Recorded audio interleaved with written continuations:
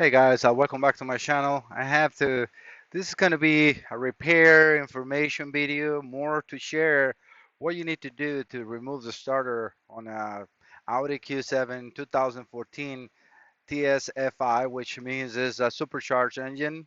And I mean, this is one of the dumbest design I have ever seen on the history of a car. Even when you were working on the Cadillacs and you need to remove the intake to get to the starter, that wasn't as bad as this. I mean, they just buried diesel starter. It's like 9 hours, 10 hours just to remove and replace a starter. Really, the car has 50,000 miles, and you need to do something like this. I mean, the customer is so boomed. But so as you can see, I removed the radiator support, the condenser. You need to drain the transmission cooler, the power steering cooler. Make sure that you sealed your AC lines so you don't get moisture in the system because you're gonna have that open for a while. I like to, obviously drain the coolant, work with the engine cold. You're going to need to get these pipe out of the way at least to lose the belt. Um, but going into where the starter is located, it's just hopefully you guys can see the hole. So you need to remove the alternator bracket, the motor mount bracket to get to the starter and get the starter out. For the starter, you're gonna have a 18 millimeter 12 point on the back that you need to remove before you try to get the engine on the air.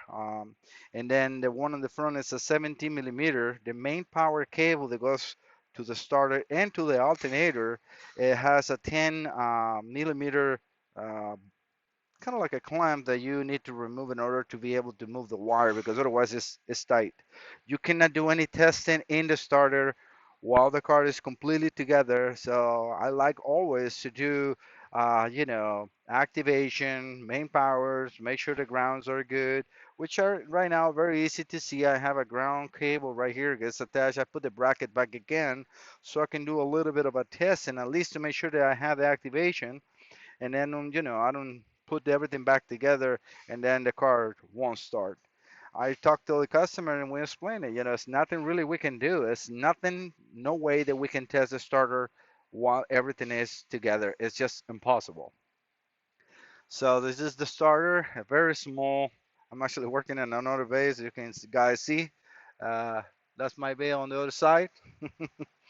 But yeah, you need to remove everything. As far as I also tell you guys, yeah, make sure that you seal everything on uh, the radiator, the condenser. Make sure you don't have any leaks and dropping everywhere. And make sure that you do a really good vacuum on the system before or after. I'm sorry.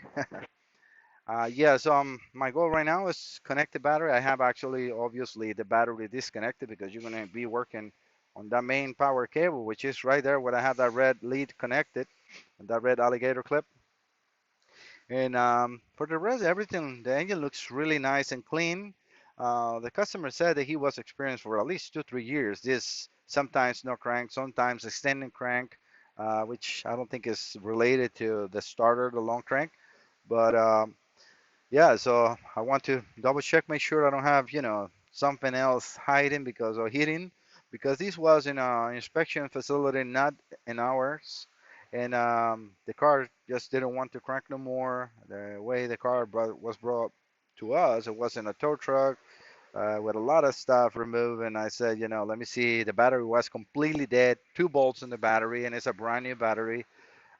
So that was kind of like, makes me hesitant on what else can be there because there was, a lot of codes on almost every module, short to ground, short to power, etc. That I don't want to go too deep into that yet because hopefully this is just a starter that we're probably just, I don't know, trying to start a car and they depleted the battery. I don't know.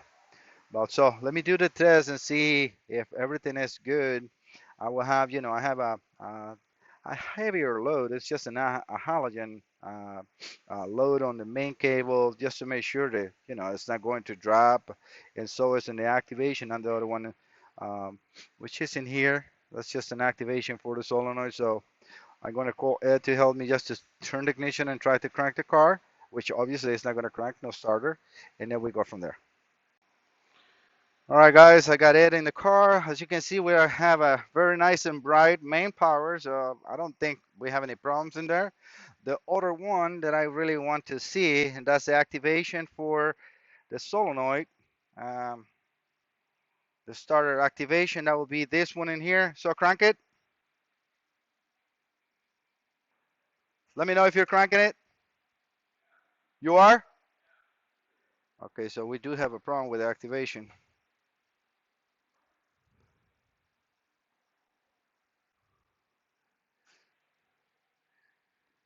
Let me just, before I condemn something, I'll be right back, guys.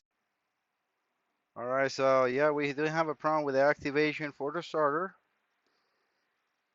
We'll see, because I have a code of mechanical, all electrical. I'm gonna check the wiring diagram and see what else the problem is can be, but I'm so glad I did this test. Don't ever lazy out and don't do it. All right, guys, so I'll be right back with more of the testing. Well, guys, it was user error. I was actually connected into the alternator cable and not the one that goes to the starter. I'm checking relays, checking fuses, and everything is fine, but it's not activating. Go ahead and crank it. Yep. So we got the starter signal. Perfect. Perfect. So yep. As you can see, now it's lighting up. It's all good. So everything is working. The starter is the issue.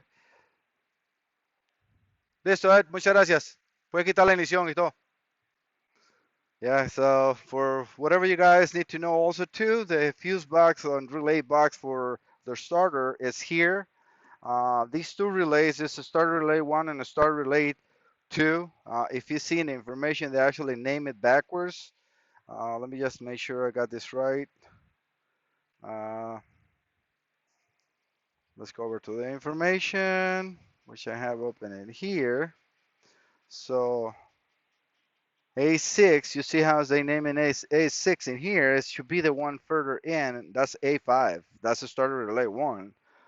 And the starter relay 2 is the one outside, like, outside the car, like to the fender side. Because if we go over to at least the diagram that I have, that I've been using, which is a color wire diagram. Let me go down or up to that.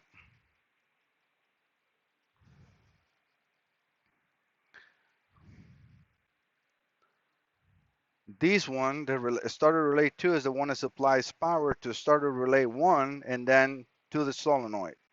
And as far as I tested, this one is the one that gets the 2 powers. Yeah, this one is the one that gets the 2 powers and then supplies powers to this. But, as you can see, everything is working good. I'm going to put everything back together, and now I'm 100% certain that we have no issues and it's just a starter.